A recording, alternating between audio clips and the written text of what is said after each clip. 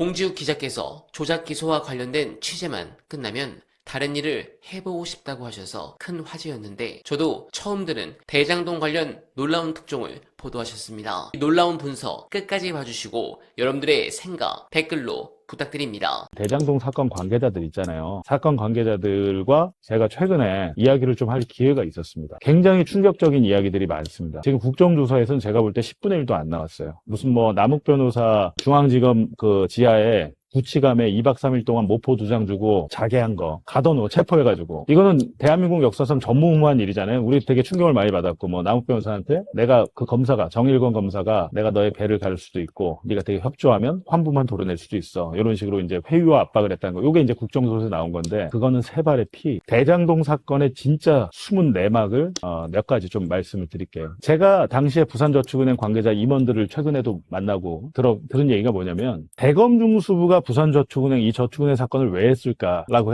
하면, 당시에 부산저축은행은 말이 부산이지 거기 박연호 회장부터 많은 사람들이 다 광주일고 출신이에요. 전라도 사람들입니다. 광주일고 출신들, 그리고 박연호 회장의 아버지가 금호그룹의 회장이었어요. 근데 거기서 이제 그 아들이 어떻게 돼가지고 부산에 가서 상호저축은행을 만든 거죠. 근데 그게 그 당시에 상호저축은행이 여러 가지 이제 은행으로 정부에서 인정을 해주면서 대박이 터진 거죠. 대박이 터졌는데, 말이 부산저축은행이지 그 멤버들은 전부 다 광주 사람들, 전주 사람들, 이런 사람들이에요. 임원들도. 근데 그래서 이제 대검중수부가 부산저축은행 사건을 왜 가져갔을까라고 보면, 원래는 수원지검에서 부산저축은행에서 차명으로 절을 하나 운영하고 있어요. 절을 하나 운영을 했는데, 그거를 수원지검에서 수사를 하고 있었습니다. 하고 있었는데 딱 보니까 얘들 다 전라도 애들이고 민주당과 관계가 있을 거야 판단을 한 거죠. 그래갖고 그 수원의 사건을, 수원지검 성남지청의 사건을 윤석열이가 가져간 겁니다. 왜? 이거 파보면 당시에 이명박 제일 힘쓸 때 아닙니까? 2011년이면 이명박 한참 잘 나갈 때 아닙니까? 그리고 정권은 이제 말기로 한 3년 차니까 딱 중간 정도였는데, 당시에 윤석열이 이 사건을 가지고 본인의 정치적 입지를 키우려고 했던 것 같아요. 왜냐하면 민주당에서 이 부산저축은행이 지들 살려고 민주당 전현직 의원들, 고위 관계자들한테 뇌물을 뿌렸다는 얘기가 파다했대요, 그때. 대검중수부가 안 해도 되는 사건인데 이거를 대검중수부가 가져서 한 건 처음에는 민주당을 노린 것이었고, 두 번째는 노무현을 노린 수사였습니다. 노무현. 믿어주십니까? 제가 지금 저축은행 그 임원들, 당시에 임원들한테 직접 최근에 또 들은 얘기예요. 예전에도 알았지만 이번엔 만나서 제가 정확하게 확인했는데, 대검찰청 중앙수사부가 저축은행 수사를 한 것은 노무현을 잡기 위해서였다는 거. 부산저축은행 회장의 2대 주주가 박형선 씨라고 있어요. 박형선 씨. 이 박형선 씨가 소위 말하는 노무현과 가까운 사람 중에 한 명이었대요. 그래갖고 이 박형선을 파면 노무현을 잡을 수 있다라고 판단했던 겁니다. 그리고 실제로 박형선을 수사할 때 조우영을 이용합니다. 대장동 그렇고 조우영 있잖아요. 박형선을 잡으려고 조우영을 이용을 한 거예요. 노무현을 잡기 위해서 시작된 수사가 바로 대검찰청의 대검중수부의 저축은행 수사였다. 이런 사실 우리 언론이 얘기하지 않잖아요. 하지만 수사를 해보니까 노무현은커녕 민주당은커녕 당시 부산저축은행에 박연호 회장이 있고 부회장이 김양 부회장인데, 김양, 이름이 김양 두 글자예요. 김양 부회장, 이 양반이 사실은 실세였어요. 박연호 회장은 오너이긴 하지만 이 업무에 뜻이 없었대요. 그래가지고 이 김양 부회장이 오히려 어디다 로비를 하려고 그랬냐면, 이명박의 소망교회를 타깃 삼아가지고, 이명박이 그때 소망교회에 다녔잖아요. 소망교회를 해가지고 이명박 쪽에 로비를 하려고 했던 겁니다. 그리고 윤석열이가 수사를 해보니까 당시에 청와대 홍보수석 김두우 수석, 이 저축은행 그 브로커 있습니다. 김양 부회장이 박태규란 브로커한테 돈을 줘요. 네가 로비 좀 해. 로비스트 박태규를 고용을 해가지고 하는데, 이 로비스트 박태규가 받은 돈 중에 상당 부분 지가 쓰고 일부를 여기저기 뿌렸는데, 그 중에 한 명이 당시에 이명박 정권의 청와대 홍보수석이었던 거예요. 이거 완전 코미디 아닙니까? 노무현을 잡기 위해 한 수사가 파보니까, 그리고 이거는 정확히 확인되지는 않은 건데요, 파다 보니까 이명박의 부인 김윤옥까지 연결이 되더라는 겁니다.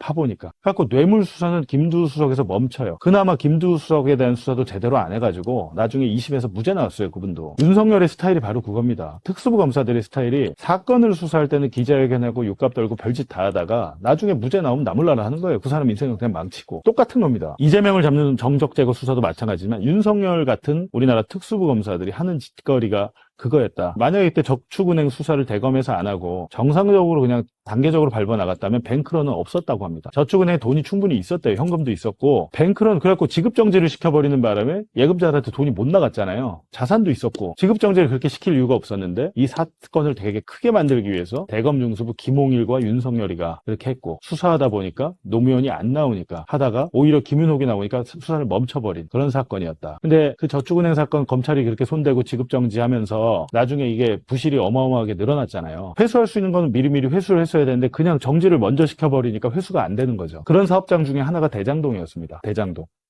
그러면 대장동을 수사를 했으면 어떻게 됐을까? 대장동을 제대로 수사했다면 대장동 대출 그렇고 조우영 씨는 그때 구속이 됐겠죠. 남욱 변호사도 구속이 됐겠죠. 정영학도 그때 구속이 됐겠죠. 왜? 저축은행에서 그 사업하겠다고 빌려온 돈들을 이 사람들이 다 커미션으로 다 용역비 형태로 해가지고 다 받아먹었어요. 그 사실을 대검중수부가 다 알고 있었습니다. 여태까지 윤석열의 주장은 우리가 그때 수사할 때는 조우영 씨의 그런 뭐 대출 알선이나 이거 몰랐다 그랬고 대장동 대출은 일반 대출이고 PF 대출이 아니기 때문에 수사 대상이 아니었다. 이 두 가지였는데 당연히 PF 대출이었고 부동산 대출이 다 PF 대출이에요. 대장동 개발 자금이었는데 그거였고 두 번째는 대장동 대출 브로커 조우영 씨가 대출 알선료 20억 넘게 받은 사실을 당시 대검 수사관이 다 알고 초기 사업자 대표였던 이강길 씨를 불러다가 다 물어봤다라고 이번에 국정조사에서 증언을 했죠. 제 재판에 나와서 증언도 했습니다. 2번, 3번 나왔어요. 이강길 씨가. 한 번 더 나와요. 법정에 나와서 위증하거나 국회에 나와서 위증하면 감옥 가야 됩니다. 근데 이분이 윤석열 때는 무서워가지고 본인의 별도의 다른 사건으로 또 수사를 받고 있었던 거예요. 무서워가지고 얘기를 못하다가 이번에 이 국정조사에서 적나라하게 얘기를 했죠. 대검에서 다 알고 있었는데요. 그리고 조우영이 그 돈 받은 거 그거는 빼고 적어오라고 하던데요. 폭로를 했잖아요. 기사 한 줄이 안 나옵니다. 이게 기가 막힌 거죠. 말이 되나요 이게? 그러니까 제가 그래서 이제 검사범죄 특검을 해야 된다라고 말씀을 드린 겁니다. 네, 충격입니다. 검찰은 정말 추 장군이 법사위원장 시절 말씀하신 것처럼 보완 수사 요구권도 날려야 될 것 같습니다. 이 모든 문제의 원인은 과거의 잘못을 처벌하지 않고 넘어가니 검사들이 불법을 저질러도 된다는